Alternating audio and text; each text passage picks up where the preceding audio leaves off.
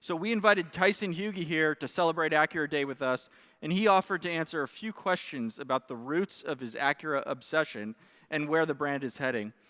Now, for those of you that don't know him, Tyson is a blogger. You can see his work at drive25.com. He's an automotive enthusiast. He's an adventurer. He's a driver. But really, he's an all-around passionate Acura advocate for more than 20 years. Now, one of Tyson's life goals was to own an NSX by age 30, and he accomplished that with a few weeks to spare. And things kind of snowballed from there. Today, he owns not 5, not 6, but 7 Acuras.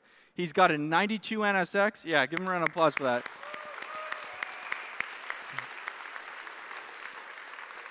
All right.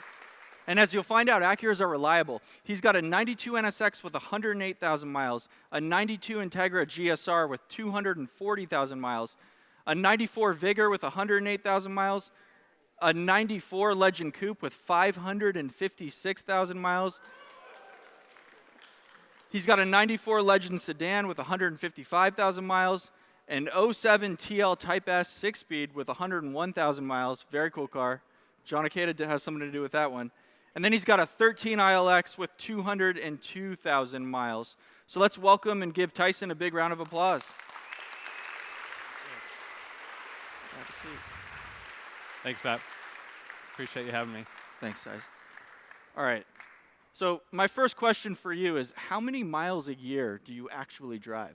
I'd say between 40 and 50,000. It just kind of depends. I do have a day job in healthcare, so luckily my boss gives me a pretty long leash. And I take off on weekends a lot. So this past May, I did about 10,000 in a single month, but that included a trip to Fairbanks, Alaska, and back. So tell me, where and when did this all begin, and why Acura? So I sort of have to blame Mom. I was a very impressionable teenager, and she brought home a 1990 Integra GS when I was 16, and kind of the rest is history. It definitely struck me in terms of its appearance and performance, and I've sort of been hooked ever since.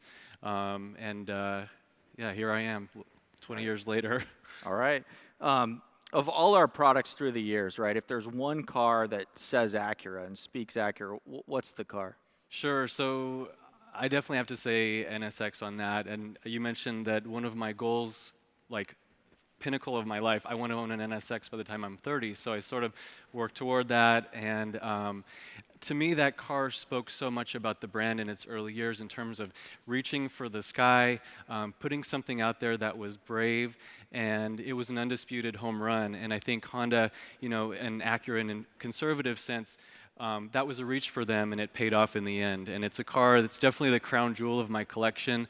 When I have people over, it's the #1 car that they want me to throw the keys to, and I'm happy to do so.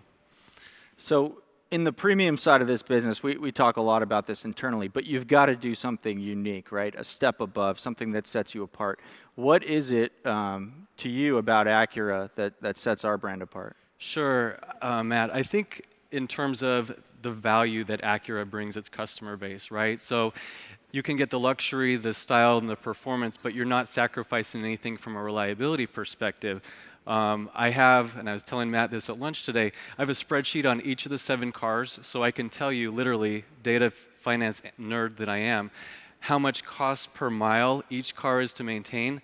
So that ILX, 200,000 miles into it, 4 cents a mile. Like, I dare you to find another luxury brand that you can put 200,000 miles on. The Alaska trip, I literally drove from Phoenix to the Arctic Circle and back. Do you know how many times I popped the hood? 0. It had 180,000 miles on it at the time. So, I mean, I trust my cars like my best friend, you know, and honestly, that's what's kept me close to the brand, is just that sense of having something that's going to get me from A to B reliably. All right. Now, putting NSX aside, which car in the lineup today gets you excited? So coming from my first Acura was and is a 94 Legend LS Coupe 6-speed. Matter of fact, 6 years ago next month, I rolled 500,000 miles on that driveway. And last Saturday, I rolled 55555.5 with a friend from Boise, Idaho, who hit the same milestone in an 05 TSX, and I'm going to produce a video and all that. But I'm a social flagship, media, take note. right? So talk about precision crafted stress. He's coming from Boise, I'm coming from Phoenix. We met in southern Utah with cars within 0.2 of a mile of each other, drove them together, and captured it all on video. So talk about precision. But anyway, thank you. Yeah.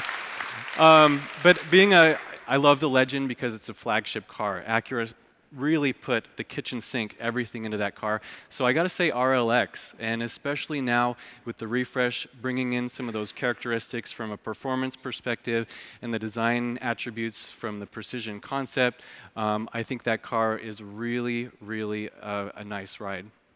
All right, so you go to NS Expo every year. We saw you in Monterey. You go everywhere. There's an Acura gathering. Talk to me about grassroots enthusiasm for Acura today. What's the state of the state? Sure. So there is a community around Acura, unlike any other brand that I've seen.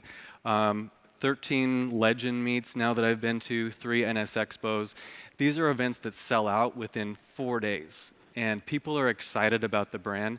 And for me, that bodes well for future enthusiast engagement. And I hope that Acura, as a company culture, continues to embrace these people who stay close to the brand.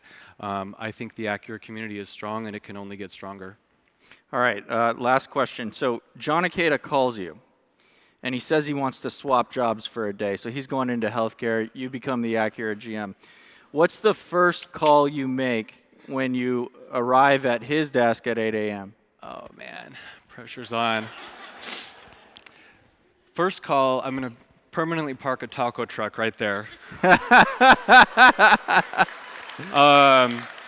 No, I think I would answer that by looking back and looking forward, right? So Acura, these cars are hitting 30 years old. There is a collector community forming around them, and I think Acura needs to preserve and promote its heritage. 2 weeks ago, I'm going to give a shout out to my friend Chris. He parked his 94 Legend at a car show between a 55 Chevy Bel Air and a 68 Chevelle SS, and I think that Legend deserved to be there. And honestly, I think that's so cool that people have such pride in these cars, and I want that to be able to be continued and for Acura to embrace that. And then in terms of, looking to the future, if I were in a role like that, this is just me being completely selfish, but I'm a coupe kind of guy, and I'd call Dave Merrick and I'd say, can you just sketch me a little coupe? And we've been without the CL for 15 years and the RSX for 12. So, coming from someone from my background, that's kind of what I want to see in the showroom. All right, well, thank you, Tyson. Let's give him a round of applause.